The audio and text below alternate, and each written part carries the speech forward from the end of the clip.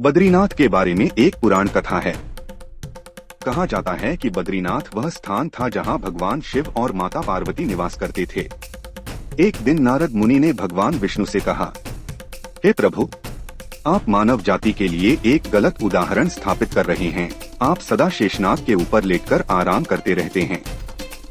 अन्य जीव जंतुओं के कल्याण के लिए आपको कुछ उचित करना चाहिए। इस आलोचना को दूर करने के लिए भगवान विष्णु हिमालय चले गए। उन्होंने ध्यान करने के लिए उपयुक्त स्थान खोजने का प्रयास किया। इस प्रकार उन्हें बद्रीनाथ मिला।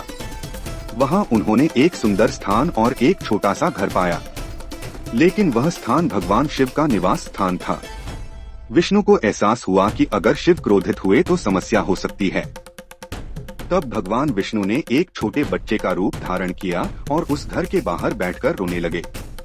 जब शिवजी और माता पार्वती अपने घर लौटे तो उन्होंने एक बच्चे को अपने घर के आंगन में रोते हुए देखा। बच्चे को देखकर माता पार्वती का मातृत्व जाग उठा।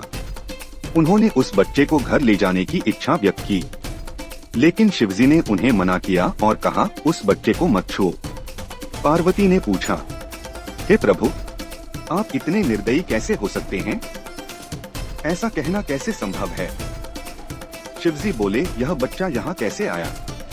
उसके साथ कोई और नहीं है और बर्फ में उसके माता पिता के पैरों के निशान भी नहीं हैं। यह साधारण बच्चा नहीं हो सकता। लेकिन माता पार्वती ने कहा, मैं इस पर विश्वास नहीं करती। मेरे भीतर की माँ का स्नेह इस बच्चे को ऐसे अकेला छोड़ने की अनुमति नहीं देता। यह कहते हुए उन्होंने बच्चे को घर ले लिया। बच्चा माता पार्वती की गोद में बैठकर शिवजी की ओर मुस्कुराने लगा। भगवान शिव जानते थे कि इसका परिणाम क्या होगा, फिर भी उन्होंने कहा, ठीक है, देखते हैं क्या होता है। माता पार्वती ने बच्चे को शांत किया और उसे भोजन कराया। इसके बाद वह शिवजी के साथ स्नान करने चली गईं। जब माता लौटे तो घर का दरवाजा अंदर से बंद था। देवी पार्वती आश्चर्यचकित रह गईं और पूछा, दरवाजा किसने बंद किया? भगवान शिव ने कहा, मैंने तुमसे कहा था कि उस बच्चे को मत छुओ।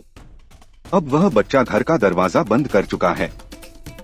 पार्वती ने पूछा, अब क्या करेंगे? शिवजी के पास केवल दो विकल्प थे, सब विनाश करना या फिर कोई और रास्ता खोजना। तब उन्होंने कहा, चलो किसी और स्थान पर चलें। आखिर वह बच्चा तुम्हारा प्रिय है। इस प्रकार उन्होंने अपना घर खो दिया और दोनों प्रवासी बन गए। भगवान शिव और माता पार्वती एक और बेहतर स्थान की खोज में केदारनाथ में रहने लगे।